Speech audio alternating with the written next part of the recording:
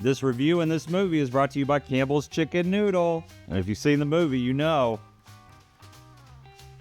Oh. It is cream of chicken.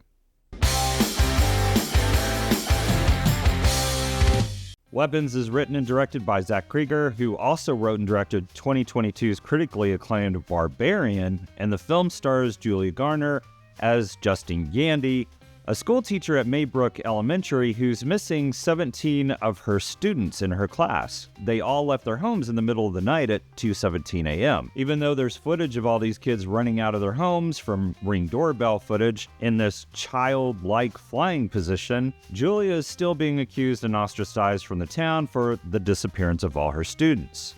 The truth is that I want an answer just as bad as all of you. The film is told in an interesting Paul Thomas Anderson sort of way, like the film Magnolia. The film told in 5 different chapters and 5 different character perspectives.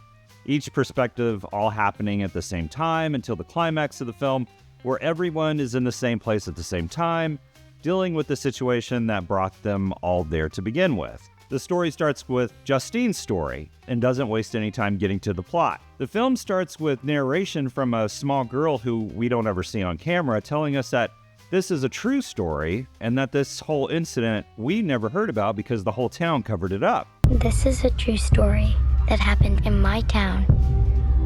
So this one Wednesday is like a normal day for the whole school. But today was different. And she tells us about the kids running off into the middle of the night at 2:17. So the incident is established within the first 5 to 10 minutes of the film.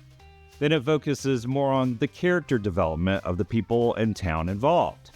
You could say that the film really starts when the first chapter, titled Justine, starts. Justine is sitting uncomfortably during a school parent meeting addressing the disappearance of her students, where she's eventually pressed to give answers that she doesn't have. This chapter focuses not only on who this person is on a deeper level, but enhances confusion for the audience and gives you the sense of what her confusion feels like. There are things that happen to her, a lot of creepy things, kind of scary things that aren't explained until another chapter of another person's storyline in the film, where it's following in the same path. When there's a new chapter focusing on a completely different person, you get more clues to what's actually going on until the very last chapter, where that person's story is the exposition and explanation of everything that's going on with these missing kids. I actually love the structure that Cregger went with to tell this story. It keeps the film very fresh and moving in a way that keeps your attention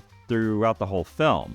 Having these different character perspectives told independently of each other and then brought together at the end of the film kept my ADD brain focused all the way through the film. It keeps the mystery and suspense together in a way that I don't think would have been there if the story was told all at once, linear, without this first-person perspective. You get some great performances from Julia Garner as Justine, Josh Brolin as Archer, who has his own chapter too, and is one of the parents looking for a son, and who's convinced that Justine has something to do with the disappearance. Pedro Pascal was supposed to play Archer, but dropped out due to scheduling issues, which would have been the second film he would have starred in with Garner, who plays a Silver Surfer in that film in the Fantastic Four movie. With this being the summer of Pedro Pascal, which I love, by the way, it was kind of nice to see Brolin come out to play this character. You also have Alden Ehrenreich, who plays Paul, who also has a connection to Justine and is one of the small-town police officers who ends up getting involved in the whole event. Alden is really fantastic in this role and brings this sort of John C. Reilly type character that you see in, again, Paul Thomas Anderson films like Magnolia. He's got a lot of depth and development that you don't usually see for a character in a horror genre. Austin Abrams plays a really great character, James, this homeless drug addict that brings a lot of really funny moments to the film that kind of catch you by surprise. The film is actually really funny starting around the second act, and it's a smart funny that you don't see a lot of in, again, the horror genre. There's something about 2025 that really started this comedy-type horror thing that I actually kind of appreciate. The character James gives the film a fun lightness before it gets really dark, balancing the audience's emotions.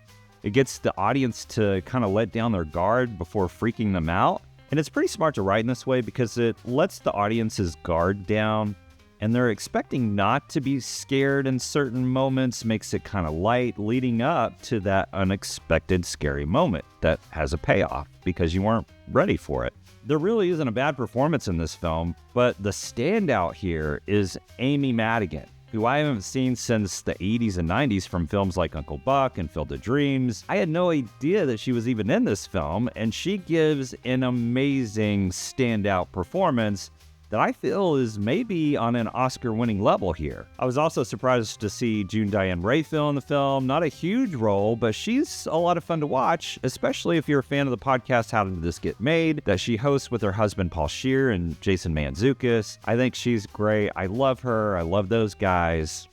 It was fun to watch. The cinematography is a lot of fun in this film. It's beautifully shot with a lot of scenes that have angles that bring suspense and emotion that also just look amazing. From very tight shots of a door being opened from the floor up to the handle, a camera being attached to a door while someone's desperately trying to open it, to a scene where you get a tight shot of a foot stepping over a line that shouldn't be crossed. The camera work here is fantastic and purposeful, and it's so refreshing to see in a horror film. Scenes are very well timed to bring a lot of suspense, like when a house door opens and all you see is this darkness inside. You see it for a long time, and the film waits and just holds there, and you're just waiting for something to happen. The director knows how long to make you wait for it and uses this method a few times throughout the film, but it never really gets old. One of the things I really appreciated the most about this film is that it trusts the audience to figure out what's going on without a character explaining everything to you. There's no bad guy at the end of the film who's telling another character exactly why or how or when or what's going on or why they're trying to kill them before they try to kill them. Like in a film like I Know What You Did Last Summer. If the film is written well, like this one, it doesn't have to do an exposition dump in the last 20 minutes of the film. This film makes you work for a lot of it, but it also gives you everything in pieces in a comprehensive way where you get it and you understand it. It leaves a few things to mystery, but I think that's also sort of the fun of this film. It makes it sort of smarter. The sound design is great, giving you sounds that you need when you need them, and just the right music to build the suspense in ways that keep you engaged.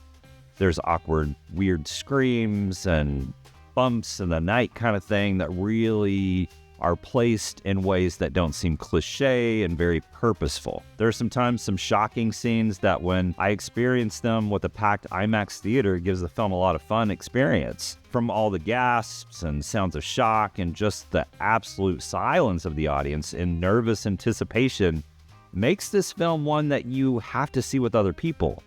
And that final scene will give you the emotional and fun payoff that the director wants for you.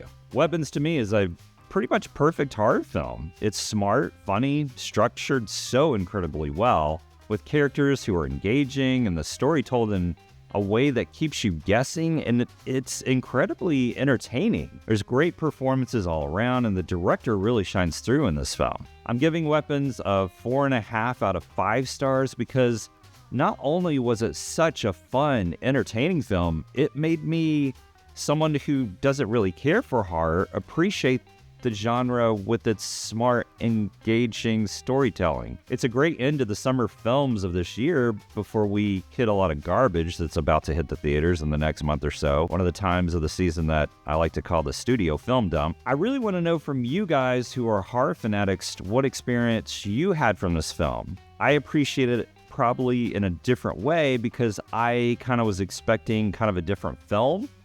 Did you enjoy the way this story was told, or was there too much character development for a horror film for your taste? Let me know in the comments below. Like and subscribe for all the latest reviews, and as always, don't wait till it streams. Let's go to the theater and let's see it together, especially this one. This is one we need to see together. Junk food, you're losing your grip. Sorry, kids. I guess I'm whipped.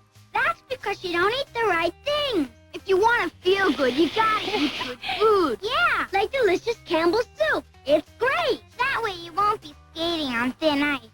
Looks like I got the tail end of the deal. I love my camera.